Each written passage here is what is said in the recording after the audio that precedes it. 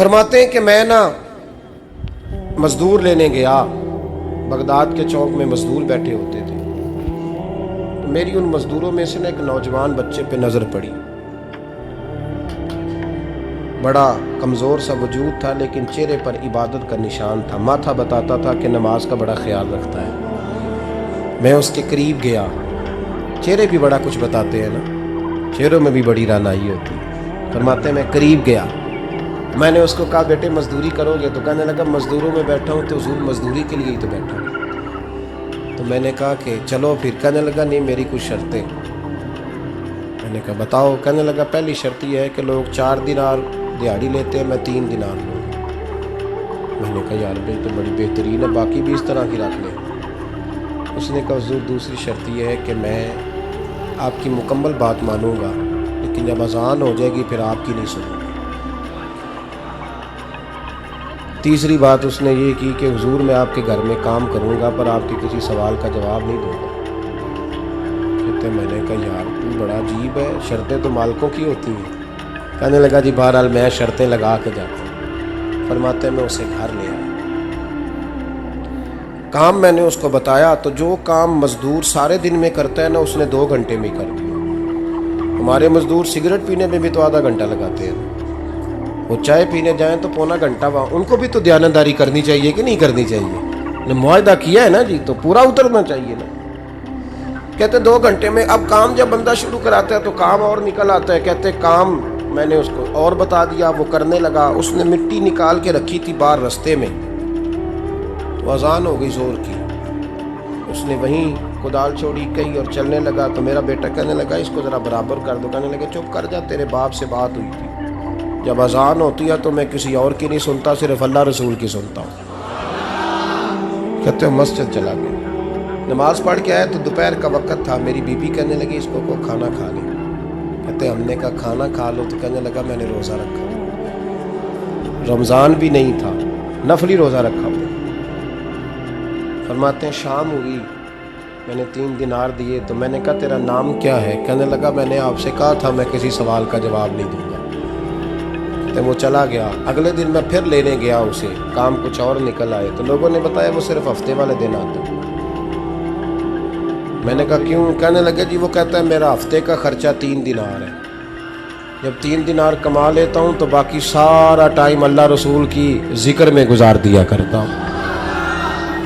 فرماتے ہیں جی اگلے ہفتے میں پھر لینے گیا، میں نے پورا ہفتہ انتظار کیا کہ کام اسی سے کرانا۔ میں جب گیا تو میں نے کہا چلو، کہنے لگا میری شرطیں یاد ہے نا؟ اور میں نے کہا یاد ہے بھائی ساتھ چل۔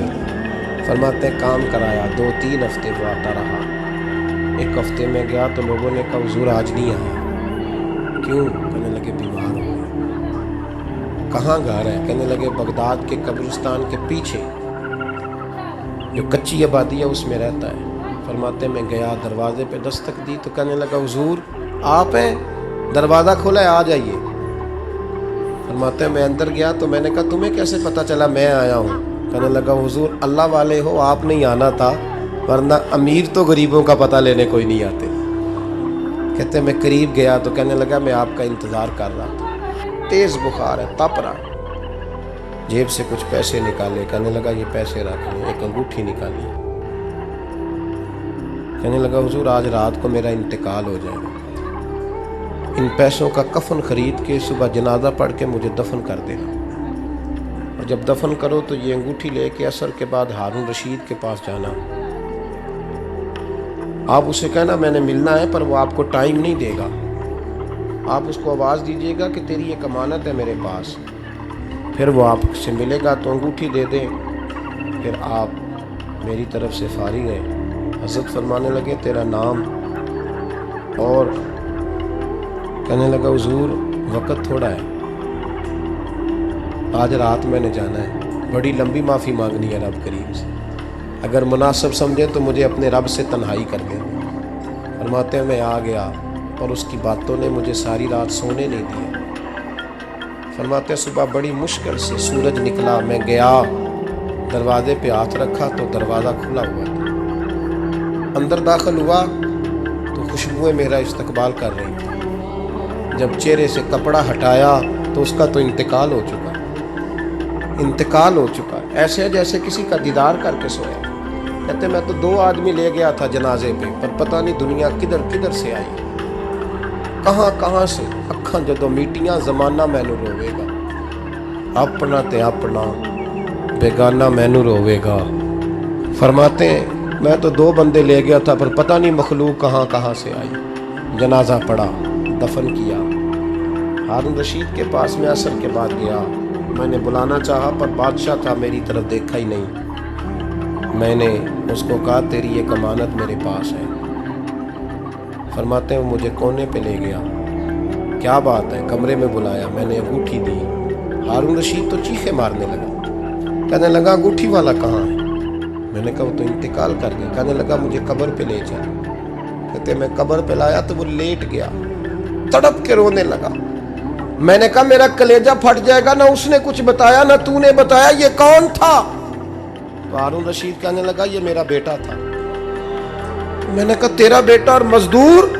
कहने लगा हुजूर ये हजरत दाऊद ताई के पास बैठा करता था, उनका मुरीद था, मुझे रोज कहता था अब्बा तूने बड़ी दुनिया इकट्ठी कर ली है, मरते वक्त तुझसे टांगे समेटी नहीं जाएंगी, इतना हिसाब नहीं तू दे सकेगा। मैं इसको समझा देता, इसकी अम्मा समझा देती। ये रोज हमें कहता छोड़ दो, आ जाओ अल्लाह रसूल की बारगाह में झुक जाएं।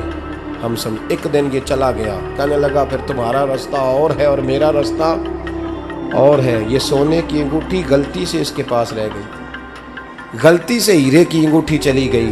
कहने लगा देखो मेरे बेटे ने आज वो भी वापस कर दी है। फिर तड़प के कहने लगा हारून रशीद था तो ये मेरा बेटा, पर मेरा मुर्शद निकला, मेरा पीर निकला। भाई जिंदगी तो बड़ी थोड़ी है ना। बाबा साहब ने कहा था उठ फरीदा सुत्या, और दाढ़ी आ गया ही पूर, अग्गा नेड़े आ गया, पिछा रह गया ही दूर। उठ फरीदा सुत्या खलकत वेखन जा, मते कोई मिल जाई बख्शिया ते तू ही बख्शिया जा। उठ फरीदा सुत्या झाड़ू दे मसीत, तू सुते रब जागदा, तेरी डाडे नाल परीत। मेरा रब हमें भी अपनी बारगाह में कबूल फरमा।